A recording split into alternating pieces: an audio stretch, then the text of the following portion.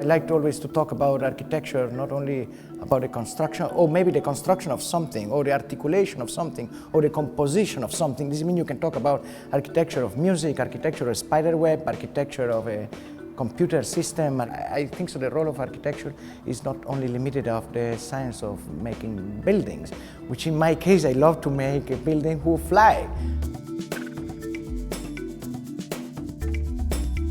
I'm Tomás Saraceno. I'm an artist and live on the planet Earth still. If I would have known what art is, I'm not being an artist anymore. I do not anticipate so much what I do or what I think. I'm somebody who tries to build something. So art also maybe can try to say something which we don't know what is yet. I was born in Argentina, and then my parents were not allowed to live in Argentina because there was a dictatorship period. And this means they were forced to exile. And from 1 to 11, I was living in Italy. And then for me, I was an Italian boy, right? And my parents said, oh, we will go back to Argentina. Back where? You know what I mean? I was always in a place where somehow was not belonging somehow. But you know, I always feel like this kind of political division or nationality was something which is not so well fitting to me. And by the way, also I like to travel a lot. Does it mean I always thought that it would be interesting to try to challenge in the way of how nation and borders and this division we inhabit today on the planet Earth. It's kind of maybe like metaphorically and also kind of a different way of thinking, but I'm really engaged on trying to start to build these kind of flying cities. Cloud Cities is a kind of a long-term project of trying to build cities in the air. Basically, we are in the air, no? But Mr. Phil always say, like they call the planet Earth as a spaceship Earth. This means we are traveling all the time around the sun at very high speed. This means we are floating in space. Now, what I'm speculating is like, well, maybe we can come back to a kind of an older technology, which is called lighter than air, or a way how we were been flying before, aeroplanes, which is with balloons. And what is interesting most is like solar balloons, and try to fly only with the solar energy. In the history of humanity, have been built only 8. I built one of them, luckily, and I'm trying to promote this very much emphasis to try to a new way of transportation, or traveling, and hopefully in habitation. Yeah, this is the flying plaza. Somehow people should be big like this, and then they come up here, and here there are these nets, different floors, and then it's standing like this, but when it gets wind in this direction, this can fly up there. And at the same time, it can collect also energy with the sun because have these solar panels. This is supposed to be 60 meters high. This means not so big yet, but it will be able to carry a couple of persons.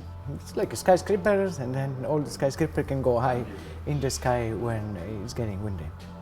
If you start to build a city or buildings start to be very light, that maybe with the wind they start to fly itself as this kind of kite city or mixture between a kite and a balloon, then you also are more respectful also in the way how you build and the material you use, and you know, it's a kind of a way to sensibilize and also to challenge the way how we live today on the planet.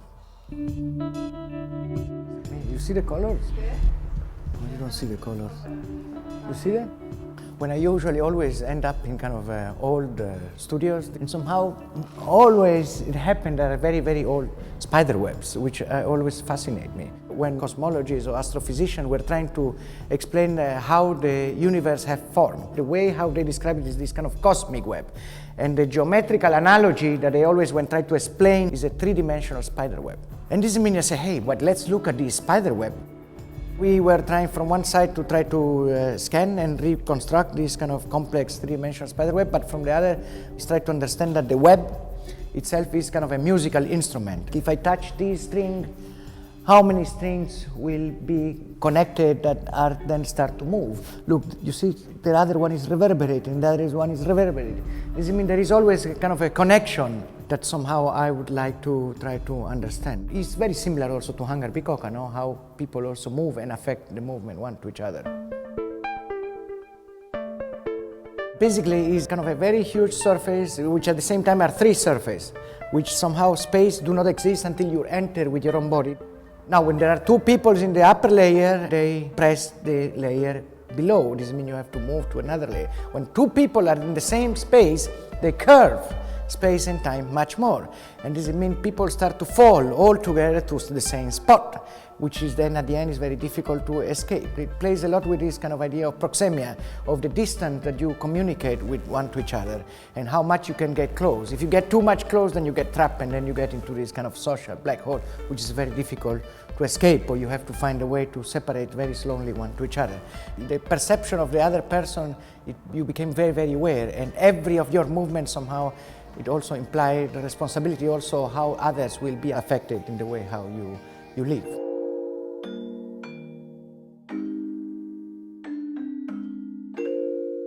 I'm always inspired to things that I see or hear, and also consider myself as a permanent student. You know, when you go to a museum and say, "Oh, are you a student?" I say, "Oh, of course," you know, and I hope so. I will still say this the same until I'm very, very old.